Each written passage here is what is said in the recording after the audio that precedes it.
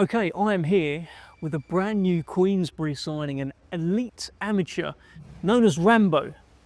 Mr. Ramtin Musa, how are you, sir? I'm very good, thank you. How are you doing? Very good. Good to meet you at last. I've heard great things. Oh, that was very great.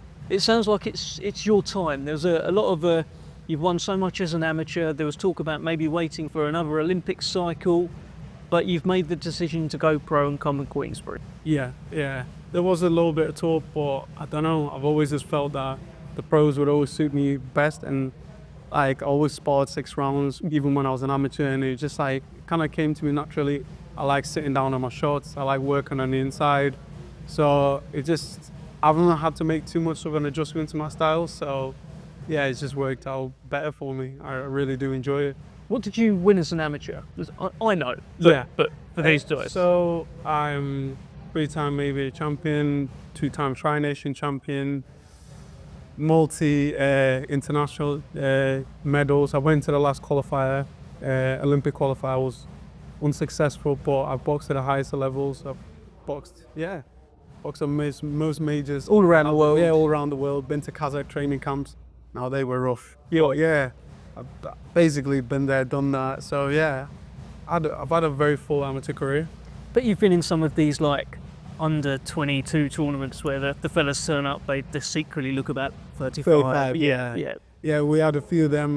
We had the under 22s in Italy, and then you box Russia, and obviously when money's involved, obviously there's normally not money involved in like amateur tournaments, but with the whole coming of AIBA and giving out like certain amount of money for bronze, silver, yeah, like certain things happen. Yeah, but it was good. All the tournaments were great experiences. Great to see how different countries train. Yeah, it's just very different, that's all. I was looking down your amateur box rec, and there were so many names that I recognised. It was just like, okay, yeah, he's a pro. They could rematch in the future. It's like you've kind of beaten everyone coming through at the moment. You've lost a couple as well along the way, but there's rivalries kind of just there for you. Oh yeah, 100%. My amateur coach, like Mark and Simon, they always believed in like taking all fights. They take all comers. So whether it was boxing people in the backyard, nationals, everything, they always just believed in fighting everybody. And I just did, and there was no one that I wouldn't fight, and that was really the kind of my thing. And I just take a fight with anybody, and we'll see who comes out on top. So some of these names I saw in there, Taylor Bevan, George Liddard, all these guys that are kind of on the scene now, who are ahead of you at the moment, you catch them up before long, the rivalry's already there, isn't it? Oh yeah, 100%. And I know the minute I step into the pro scene, I know a few people are going to be shouting my name, but they could all get the opportunity at one point. Another thing, I'm handing out free smoke for anybody. Free smoke. This is a smoke machine. Yeah, that's it. Rambo as well, right? That's your nickname. Yeah, man, in there. So it actually came from Michael Brown, Patrick Brown. Dad named me that. Okay. Do you know Pat Brown? Yeah, Pat Brown. Yeah. So me and him used to actually spar each other. When I first met Patrick Brown, he was a lower weight category than me, and yeah, we're in the same region around Manchester. I live in Congleton. He lives in Sale. So yeah, we came up on the same scene, and his dad always used to watch me. He was like, the way the style I used to fight, so I take the shots, but I just keep on coming forward, and I just maul people. And he was like, oh, just like Rambo. And it kind of disappeared, that name. And then when Patrick Brown came onto GB, he was like, oh, Rambo. And everyone was like, actually, he does box a bit like that. So, and they just kind of just stuck from there. And then obviously, as my amateur career progressed, the name just stuck more and more. And yeah, I just lived by it. It's such a good nickname. Yeah. Well done, because Rocky's been done to death. We've seen Rocky, yeah. We need a Rambo in boxing. Oh, 100%. 100%. So, super middleweight? Yeah, super middleweight, that's the one for me. And as far as I don't think Queensberry have got many, if any, super middleweights at the moment who are really sort of making an awful lot of noise. So you could very quickly be kind of the face of the super middleweight division for Queensberry. Oh, 100%. I do believe I'm that good, and I do believe that once I get on the pro scene and I start to show how good I am, I do feel like I'll slot right in there. You sparred a lot of pros as well when you were an amateur. I've heard you, Anthony Fowler, Nathan Heaney's your mate. Yeah, so I used to spar Anthony Fowler when I was like 18. He couldn't believe I was 18 when the first time he sparred me. He's like, And then obviously we became friends through that. I did a few training camps with him. Yeah, I regularly spar pros. I just always felt like, I don't know, I just enjoyed it and it was good. And obviously the big strong men, but it's like, it made me grow up a lot quicker. So I don't feel like physically I get pushed around and bullied very easily.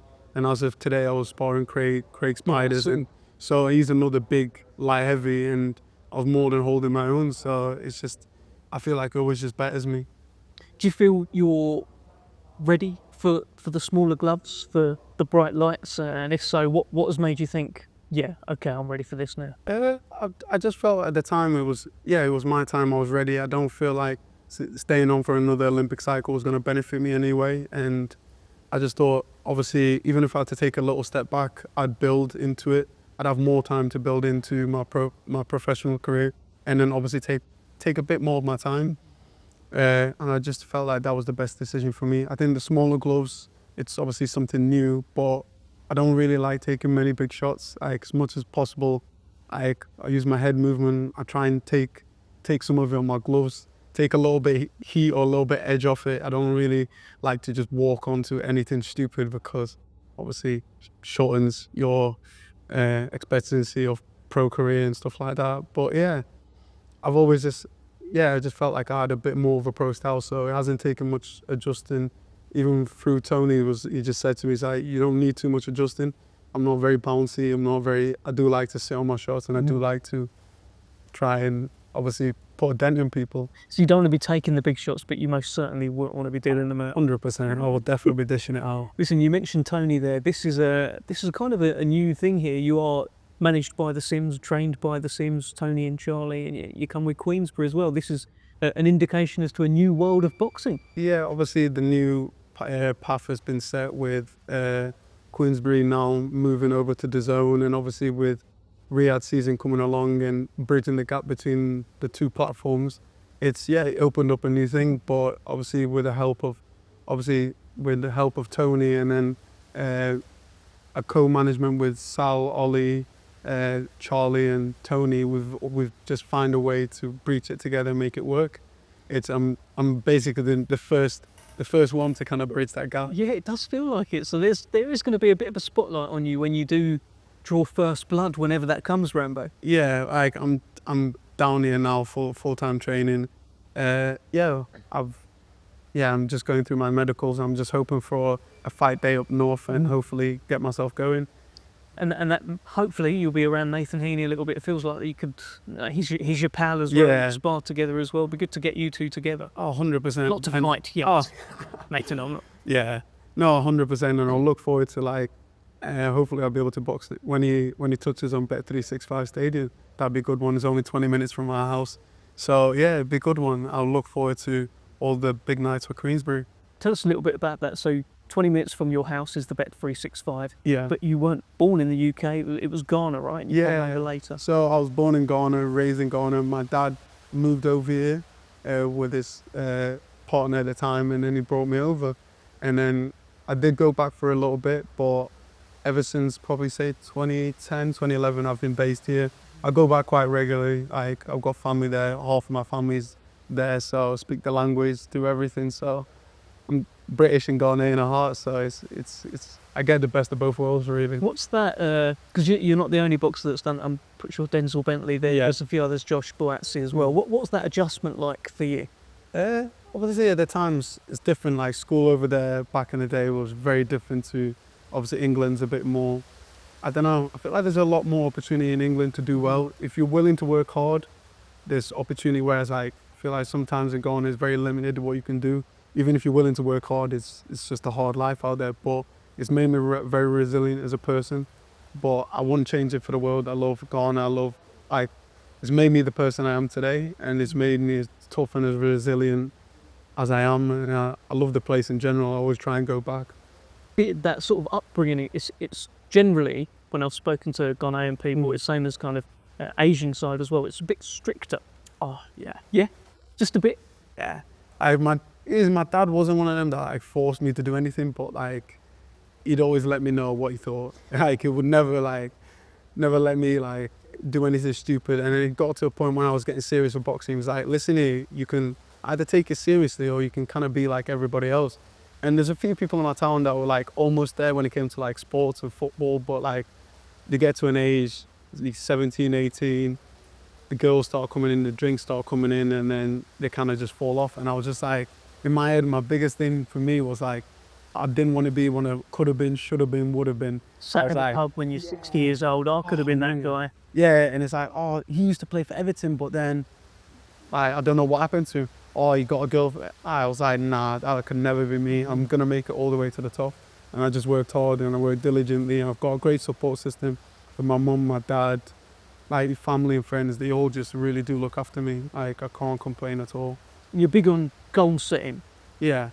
I was watching one of your interviews. You talked about like when you got into boxing, it was just I just want to like win my first fight. Yeah. Area, national, etc., etc. Team GB. So you kept kind of goals. As you kept going. Yeah, like I feel like everyone, if you always go into a gym and you're like straight away, I want to be world champion. It's like, well, wait a second. How do you get there? Like, where are the steps? You can't just go from never stepping in the gym being world champion. You've got like, it's got to be not realistic, but like take it one step at a time. I do believe in big goals and I want to get to the top and I know I will get to the top, but it's got to be realistic, one step at a time. Get the first fight underneath, get a couple fights, and look at how I'm progressing. How many rounds have I done? Is there a title potentially available? You take that shot, you see how you do. If you win it, then you're like, oh, we can step a bit quicker or slower. It just depends on what it is. But I just believe once I get going, I'll really show people how good I am and like, yeah, how class I am. And you got into it, not like you were just doing it for fitness, right? Yeah. You're a footballer. Football, yeah. I wouldn't say I'm any good anymore, but at the time I did enjoy it. I used to play it, and a few of the lads used to go to boxing for like extra fitness, and I feel like there's no better fitness than boxing. So went down to the gym, did a few sessions, and the coach was like, oh, you're really good, you should try and take it seriously. I was just like, nah. And then at the time, that's like, my amateur coach, Mark, he was a bit nuts. He was like, he chucked me in there with anybody. Really? So they had like a few regional champions, bordering national champions. I had like no bouts, he was like chucking there. And I was getting beat up and I used to hate it. And I was like, I used to forget my gum shield, everything, all the old school. On purpose, forget your gum shield. Yeah, just for that. Oh yeah, I ain't got my gum shield. I was like, oh yeah, we've got one of them plastic moldable ones. Oh, they were horrid. Literally boil in 30 seconds. He'd make me spar, he'd make me train, but it kind of made me the person I am today. Like, it's made me very tough and resilient in a sense. Yeah, I'm just like, there's nothing worse than that. There was nothing worse than them days of getting beat up. And I couldn't even defend myself because I didn't know how to. You didn't know how. But you don't regret it. No, definitely not. It's all part of the story, isn't it? 100%. But it's made, I don't know, it's just made me very tough and very like stubborn. Like, it will take a lot to kind of like break my will and break my spirit. So you take that into the ring with you? 100%. And I don't know if certain people, I've got this tendency, like, when I get in there with someone, I can feel, I can sense how tough you are. I can feel it all over you. People tend to have an aura, and some people, I just don't believe they are who they say they are. And it's my job to go in there to prove to them, and prove to everyone else they're not. How tough do you think I am? I do think you're a little bit tough. Well, I don't know, yeah. Come on. I don't know, like I said, you'll find out once you start getting hit a few times, the body shots start sinking in, and you watch someone and you think, oh, they really got it in them. Just to confirm, we're not doing anything like that today, definitely not. The other thing I want to ask you about is you do a bit of manifestation. You believe in manifestation. You believe you've manifested where you are today. Oh, 100%. Like, I believe, like, with hard work and like genuinely believing that you are gonna be there and speak it into existence. If you don't, like, a lot of people, Muhammad Ali did it. There's a lot of people that literally just spoke into existence. And I always knew I was going to get on a big platform because I always knew that I was that good. And obviously, with the help of a few people, seeing how talented I am, from Sal to Tony, I came down only for like 1 or 2 sessions and he was like, yeah. He was like, straight away, I clicked with him and he was like, yeah, this kid's really good. And even speaking to Charlie was like, my dad doesn't get excited about many people, but he's very excited about you.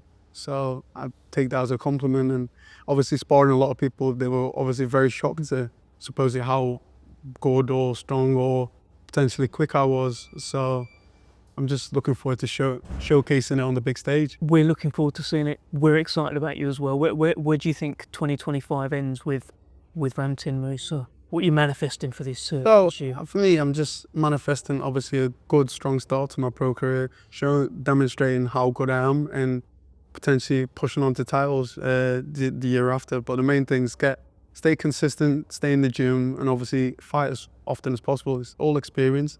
Especially, I'm very experienced at amateur, but obviously under the lights, little gloves, it's completely different. But I think I'll adjust quite quickly. But obviously, it's just experience. Once I get that experience, I'll be raring to go. You'd be a problem. Oh, big problem. Lovely to meet you. Best of luck, Thank you.